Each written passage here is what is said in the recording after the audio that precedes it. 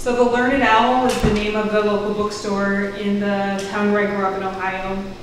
And it wasn't a very sort of updated town. There wasn't really much of a nightlife, there weren't really bars. The downtown was just a string of stores that were like trying to look quaint. So the bookstore was actually kind of a happening location for people to come to in the community. And the woman who owned the bookstore, her name is Liz, and she's just like chipper, happy to be alive, the bookstore's still there. It's pretty much everything you'd want from a local bookstore. So my mom got a job there when my sister was about 12 and I was about 9.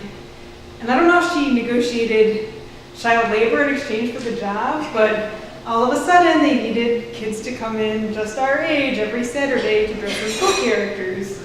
So Liz would order costumes during the week and we'd come in on Saturday and wear whatever she had ordered for us. So the first week we go in and we go up to Liz and Liz says, okay, Allison, for you I got the Velveteen Rabbit, and Meredith, for you I got Pippi Longstocking. And I wasn't a big Pippi Longstocking fan, but I was willing to go with the flow for day one. So we go upstairs to the attic where we have to change because you can't be seen out of costume. And the Velveteen Rabbit costume comes out and it's so cool. It has this big head, much like a high school mascot costume would. It's very detailed. It's just amazing looking.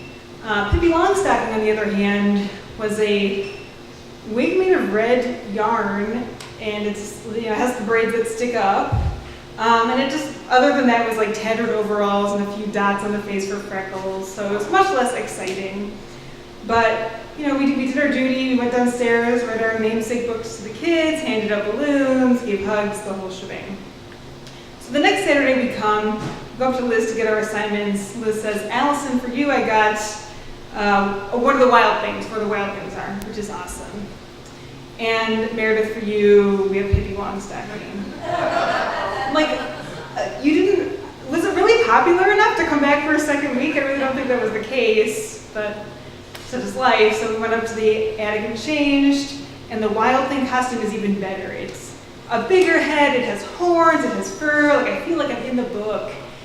And I put on my Pippi wig, through my freckles, and we go downstairs and I read the same story from the reading corner, but I read it to no one because everyone's surrounding the wild things. Everyone loves that book. My sister is the belle of the ball. So I feel like I have to take action. So that night at home I say, Mom, you need to pull some strings in your job and get me into a costume that has a big head. She's like, Meredith, no, you're too small for the big heads. No, I'm not. I'm very strong. I'm bigger than you think. I've been Pippi Longstocking twice, and that book is all about being strong, so I think I got the message. So she says, okay, I'll see what I can do. So we show up the next Saturday, and I'm so nervous to find out how that went.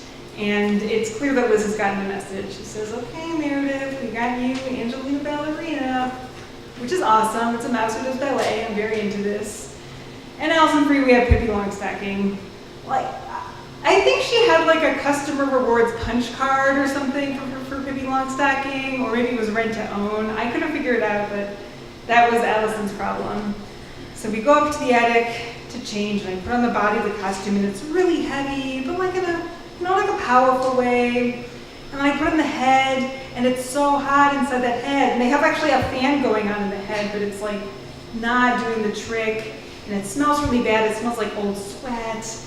It's just so heavy on my shoulders, but I can't back out. I wind my way into this, so I have to power through. So Allison walks me down the stairs of the attic, and I'm wobbling the whole way. I'm trying to play it cool, but I feel like I can barely walk in a straight line. And we get to the floor of the bookstore, and I'm like, at least we're in this air-conditioned bookstore. And so the eyes of the head were actually on the sides, not in the front. So they were more like hearing holes, and I heard from afar Liz's voice saying, girls, it's a beautiful day outside. Why don't you go outside and greet the kids there? I'm like, it's a super hot day. It's air conditioned in here. So Allison takes me to the front door and pushes my head through the door, and I feel disoriented. I'm dizzy and so hot. And from the sides of my eye holes, I can see all these kids have surrounded me. I don't even know where they came from. It's so overwhelming. And there's a couple of parents trying to encourage their daughter to give me a hug, and she's too nervous. She's like, no, I'm too scared. They're like, no, you can trust Angelina. Thinking, do not let this girl hug me. But she gets over her fear, and she's going for the hug. And I cringe, but I want to make her dreams come true. So I lean in for the hug and gravity takes over and I fall over on this poor girl. Don't worry, she's fine. I'm sure she's living a full life to this day. But in that moment, her parents are pissed. My sister pulls me up. All the kids scatter. I'm screaming, I'm sorry, through like the muffled screen of the mask.